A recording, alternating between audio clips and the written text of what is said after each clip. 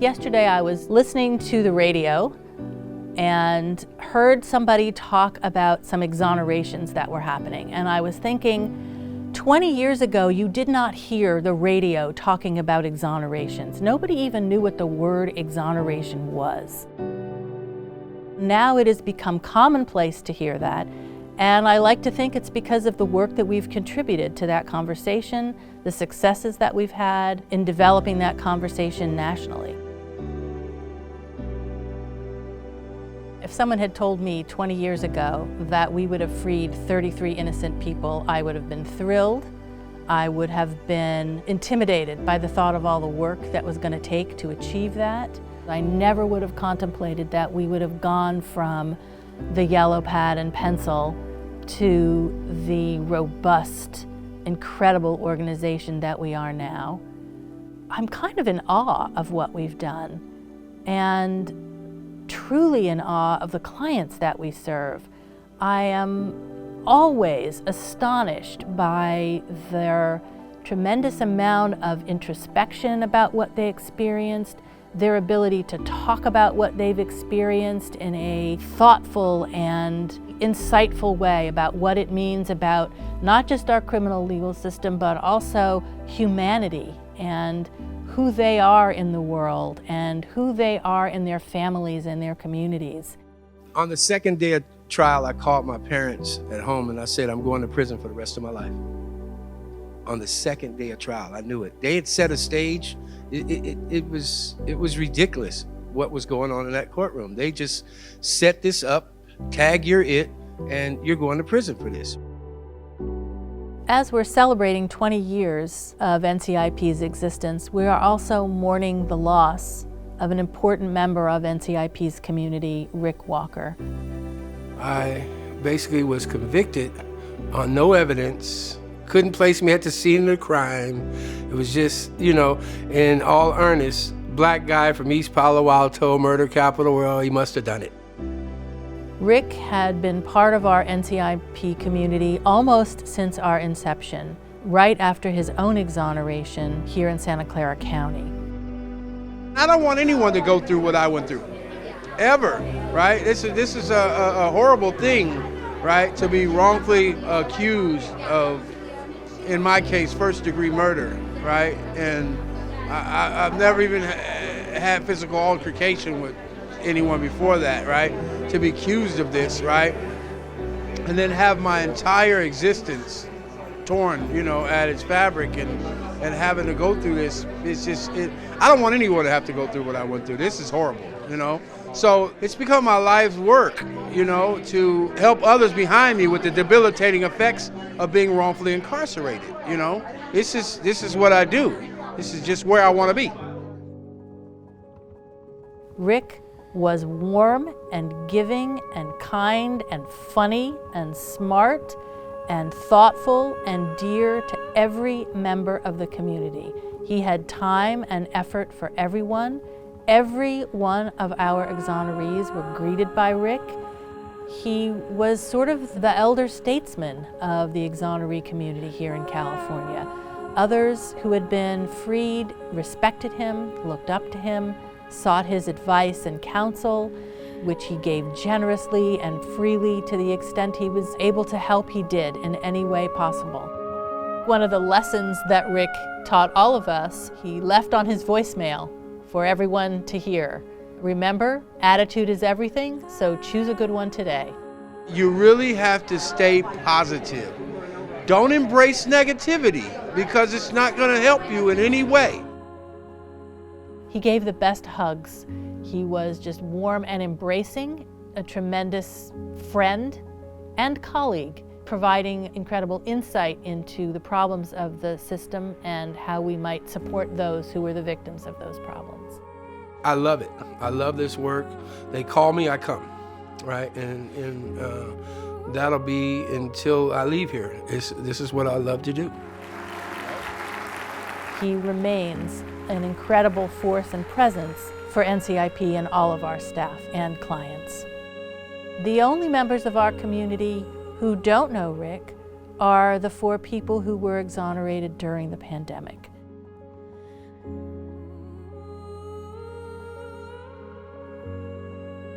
This year of the pandemic has been difficult in many ways for all of us. Not only did we lose our dear friend Rick, we also lost our dear client and friend Jack Sagan. Jack was somebody whose case we worked on from the moment of our inception.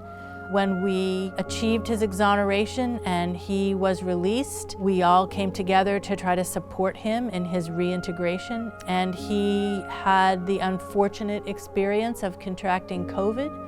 His years of incarceration had done a number on his health, and he did not survive.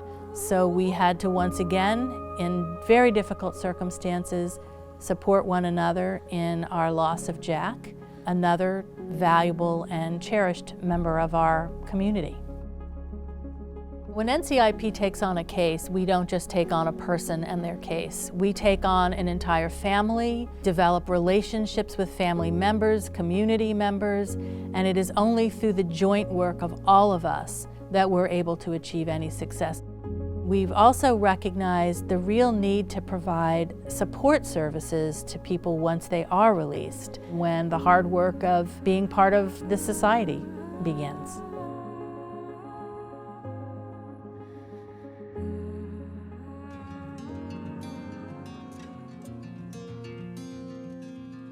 Jeremy Puckett was released on March 13, 2020, after almost 19 years of incarceration for a murder he did not commit.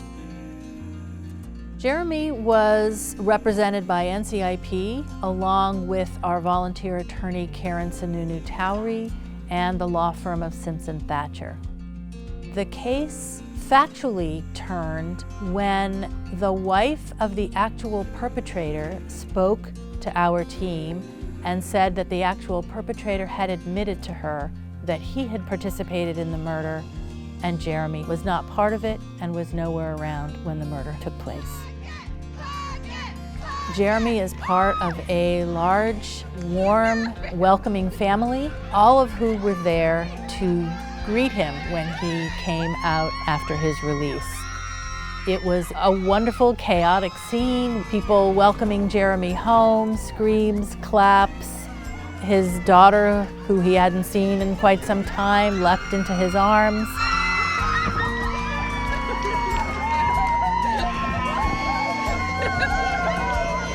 Jeremy was released the day before the Bay Area shelter-in-place order took place. So he left incarceration to begin a life of freedom that was greatly restricted. He has more than made the best of it. Jeremy is working. He has a home he is living in Sacramento, and he is thriving in his release. Arturo Jimenez was released April 10th, 2020, after 26 years of incarceration for a homicide he did not commit.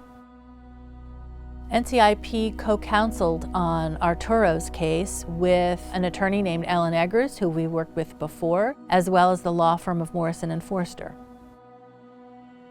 Arturo's conviction was reversed based on ineffective assistance of counsel because his attorney failed to notice that in the police reports, the victim's friend had told police that she saw what happened and that the person who drove the vehicle that sped away was not the shooter, had stopped to offer assistance and had never gotten out of the car, and Arturo was the driver of the vehicle. It was never established that he had been identified as not being the shooter. In the end, a lot of the guys that initially were looking at me funny were supportive, really supportive of me, and it gave them hope. When Arturo was released, we were in the midst of the worst of the pandemic. There were travel restrictions for everybody. So the only people that were able to be there to greet Arturo was one of our students who happened to be in the area, as well as his mother. So we weren't able to celebrate with Arturo the way we love to celebrate with all of our clients when they are released. Arturo has been taking classes. In fact, he's become scuba certified. He is working full-time. He has an apartment, and he is moving forward with his life. Clifton Jones was released on April 15th, 2021, after serving 15 years for what was considered the abuse of his child. Clifton was represented by NCIP, along with one of our frequent collaborators, the law firm of Kecker, Van Nest, and Peters.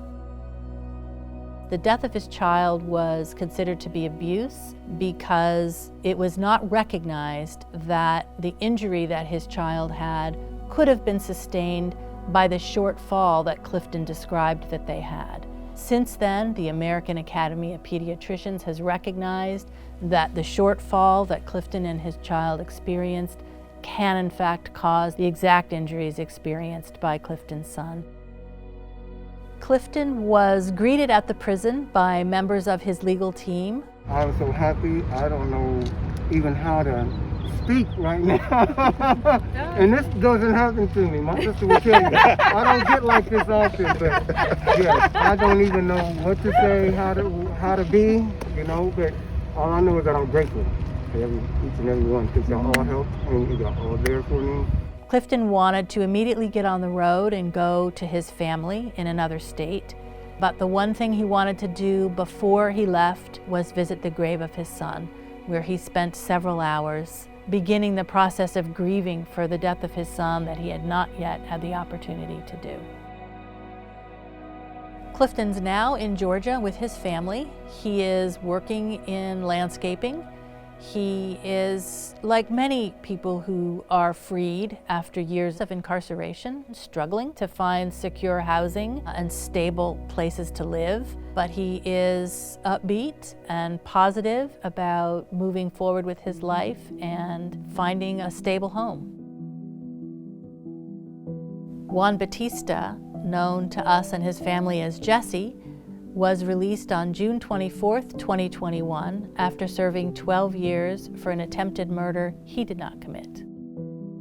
NCIP worked on the case with the law firms of Sidley Austin as well as Covington and Burling. Jesse's case took a turn for the positive when a witness who was present at the shooting came forward and testified that Jesse was not the shooter, identified who the actual shooter was, and said Jesse was not present and was no part of the attempted homicide.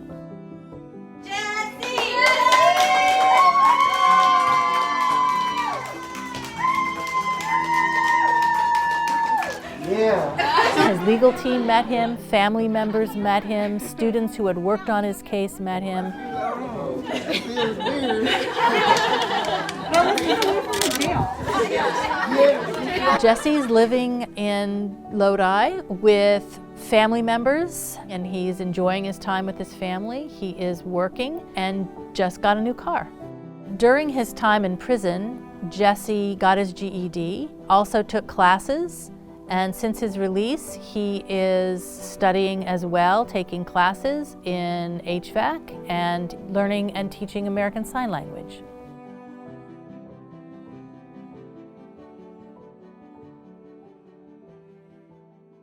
Because of the COVID-19 pandemic, none of these men have had the opportunity to meet the broader exoneree community or to come together themselves face to face as a community. Listen, guys, I've been at this as long as NCIP has been in existence, right? I've seen a lot. I've accomplished a lot, and I've watched a lot of people grow. I had somebody right here in this room come up to me today and tell me how important I am to this. That means the world to me. It is your duty, your responsibility as a member of this family to do your part in this family. It is your responsibility to make this machine move forward. I'm a good mechanic. I'm good with people. I can fix broken carts, I can fix broken hearts, right? But everybody in this room has something to say and something to do, and you need to do it. Who wants this mic? I'm gonna ask this mic. Give it to somebody else.